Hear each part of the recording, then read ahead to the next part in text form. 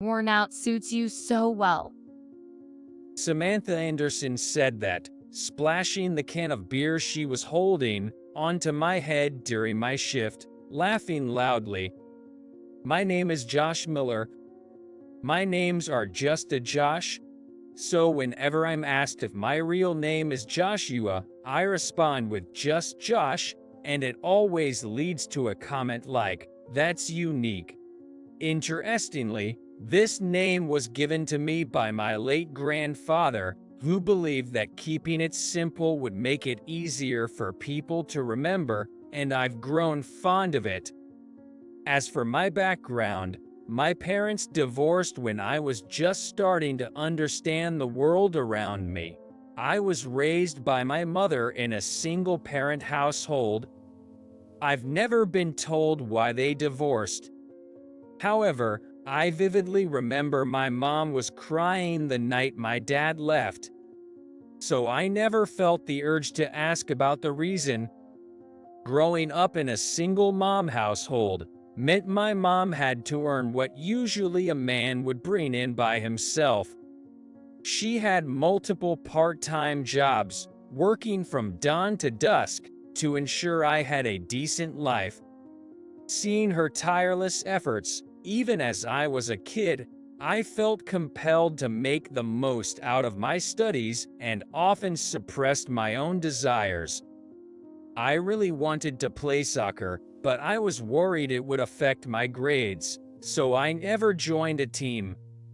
Looking back, financially, we couldn't have afforded the cleats and uniforms anyway, so I think it was the right call.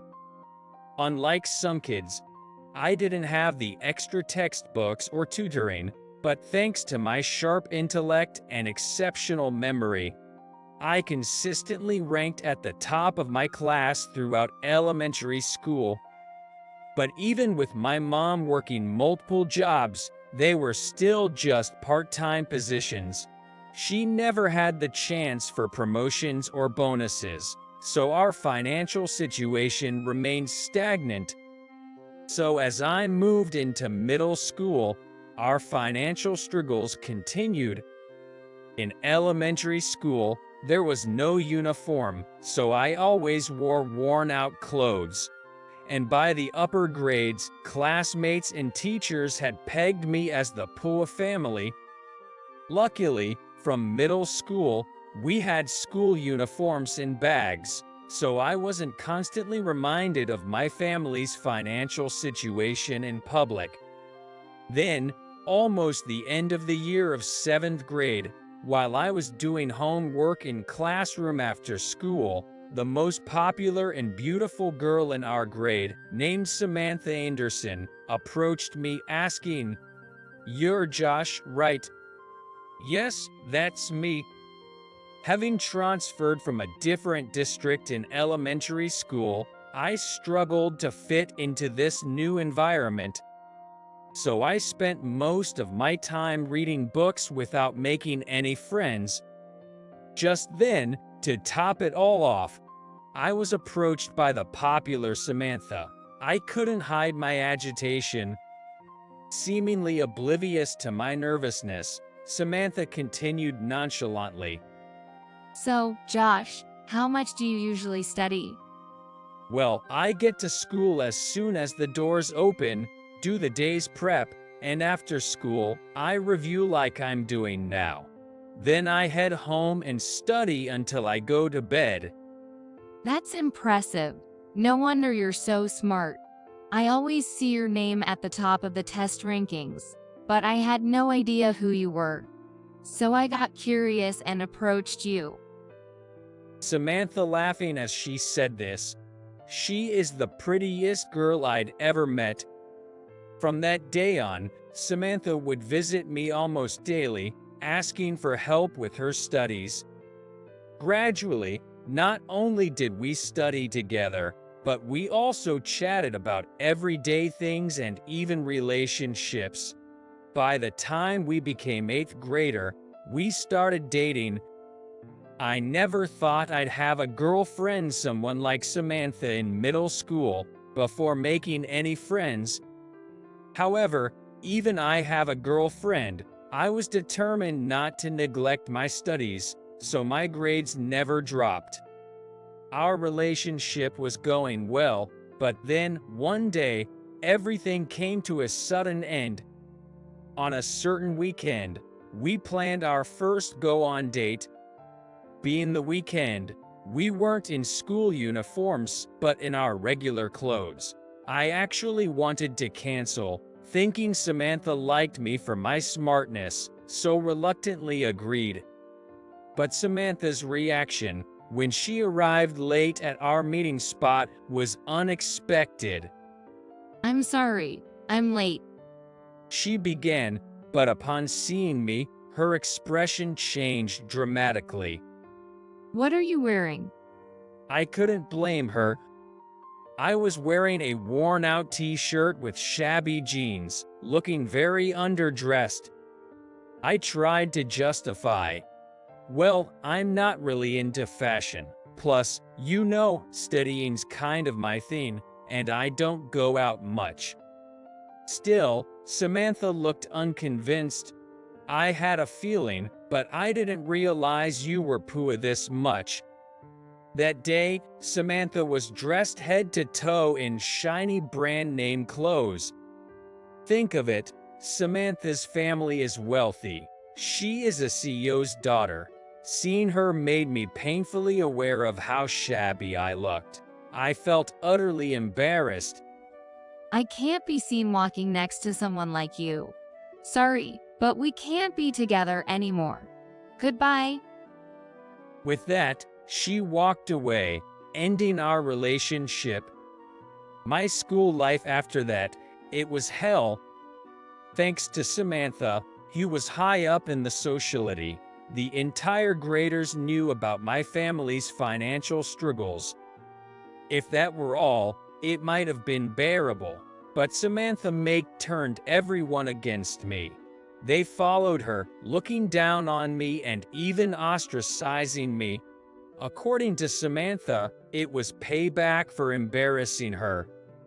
Samantha once told me that she sought revenge because she was humiliated. By looking down on me, who had the best grades in the grade, she thoroughly boosted herself, probably trying to maintain the value of her existence as Samantha. But the fact that her grudge escalated into bullying that involved the entire grade is terrifying. At the same time, her popularity was kind of impressive. The bullying included acts like opening all the windows saying, "The mood is off when Josh is around," hiding textbooks or sneakers, and mocking, "Oops, did you lose it? Why not buy a new one? Oh, sorry, your family's Pua, right?" The list of these harassments goes on and on. It continued even we became a high school students. The reason I kept going to school despite all this was mainly because I didn't want to waste my mom's hard work. So, I was determined to keep the top spot in the grade, and I dived deeper into my studies, outperforming my peers. Throughout all this, I sometimes felt like giving up, but I made to graduate. After graduation, I wanted to go to college and study further. Still, I was concerned that if I pushed my mom any harder, she might break down, so I gave up on studying and started working at a hotel. I worked at a famous luxury hotel. Thanks to my mom's connection with the hotel's owner, I got a job there. Typically, they wouldn't hire someone with only a high school diploma, but they made an exception for me. Mr. Johnson is a competent man who owns several other hotels, and he's incredibly strict. It's not because I was young and had only a high school education, but that's his management style, which is a key to his success, as senior employees told me. So, no matter how much he scolded me, I kept working without losing heart. There was a lot to learn, like manners towards guests at a luxury hotel. But as I learned them all, I got scolded less and less. You learn fast, Josh. Right, Mr. Johnson? If you couldn't do at least this much, you wouldn't last here. No matter how much I improved, Mr. Johnson never once praised me. Still, I poured all the passion I had for studying into my job and gave it my all. I made mistakes sometime, getting yelled at by other employees, but I kept at it. One day, when it was just Mr. Johnson and me at the front desk, he muttered, "Maybe I should start another hotel." Hearing that, I thought I should learn from his entrepreneurial spirit and push myself even harder. And so, 15 years of service went by. And it was on the day I turned 33. As I was standing at the front desk as usual, Samantha Anderson walked in through the automatic doors with a man by her side. She might have been married by her age, but there was no ring on her left finger, so he was probably her boyfriend. As Samantha approached, my heart raced, and I started sweating. And it was when they finally reached right in front of me. Is that you, Josh? Yay, Samantha. It's been a while. No way, you work here. You, being so broke and just a high school grad? Mocking me, just like old times, she bragged about her boyfriend being an elite employee at a major company, earning $200,000 a year. Before checking in, I had to carry their luggage to their room. Throughout the way, she continued her barrage of insults, but I put on a poker face and completed the task. What a way to celebrate my birthday, being reminded of a painful past by running into Samantha. Even during work, I found myself a bit downcast, and it felt like my concentration might snap. A few hours later during break, the boss came into the break room saying he had something to discuss. After the break, as I got back to work, Samantha showed up in the lobby again. Her flushed face and slightly stumble walk suggested she'd had a drink or two. That's just like Samantha. It's a given that she'd be even more troublesome when drunk. Samantha, heavily sitting on a lobby sofa, took a big swig from the can of beer in her hand and immediately began to pick on me. I want to know, when did you start working here? I started right after high school. Oh, that explains it. No wonder no one's been talking about you. I was looking forward to spilling the beans about your home life back in college, just for fun. Ha, please stop. I forced a dry smile. I didn't want to engage in too much chit-chat, especially during work hours. I silently wished she'd just leave already. Still, Samantha continued to vent, perhaps holding on to some old grudges against me for the past 15 years. If I'd known a lowlife like you worked here, I wouldn't have stayed. This is the worst. Why are you at the front desk? You should be housekeeper. I anticipated that even if other guests arrived, Samantha wouldn't stop. So, I left the front desk and approached her. Please keep your voice down. There are other guests around. Excuse me, why do I have to listen to you? The next moment, Samantha stood up, saying, "This uniform doesn't suit you," and poured her half-drunk beer all over my head. See, rags suit you better. Samantha laughed heartily. She looked almost wicked, like a witch. Seeing this, other employees quickly rushed over to my aid, but I held them back. It's okay. But you're all wet. Yay, I'll go change. I shot Samantha a glance and said, "You've had too much to drink," before leaving the scene. When I returned to the front desk after changing, Samantha was still lounging on the sofa. That's when it happened. Samantha's boyfriend entered and, looking quite excited, said, "They's an awesome car parked outside. It's all black and super sleek. Must be custom made." Really?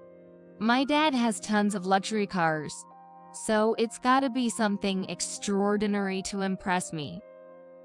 While they conversed, both peered outside through the automatic doors. Several men in suits exited the luxurious car. Just by looking, it was evident their suits were high-end. I watched them, thinking maybe they were some VIPs staying here.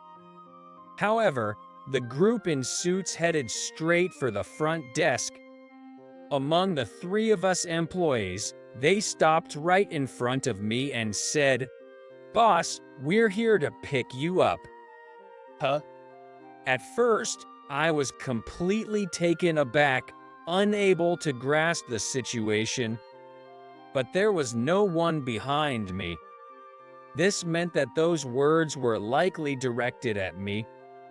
Then, from behind, Samantha approached and exclaimed, "Huh, this guy's the boss. You must be mistaken. He only graduated high school and comes from poor background. He might have lucked out working in such a fancy hotel, but that's the best he's ever gonna get in life." The men looked puzzled by the drunken outburst from Samantha. "Boss, do you know her?" one of the men asked me, and I said, "Well, we went to high school together." What do you mean, well? Don't get cheeky with me, especially after all that you've been bullied. Just as Samantha was about to lunge at me, Mr. Johnson, the CEO, appeared from behind her, grabbed her shoulder, and calmly said, "Please calm down." "Mr. Johnson, who are these people?" Actually, I've kept a secret from you until your birthday today. I've been thinking of interesting you with the new wing that's opening next month. I remember the time, shortly after I joined the company, when Mr. Johnson had casually mentioned considering opening a new hotel. When the new hotel was confirmed, I realized just how incredible Mr. Johnson truly was. I had never dreamed that he would trust me with it. I've been impressed with your work ethic ever since you joined the company. In my generation, it was common for folks to start working right after high school. But for your generation, it takes a lot of guts to make that choice. Still, you made up your mind and continued working here with dedication. I was hard on you because I wanted you to aim higher. I believed that if you could handle that pressure, you were someone I could rely on.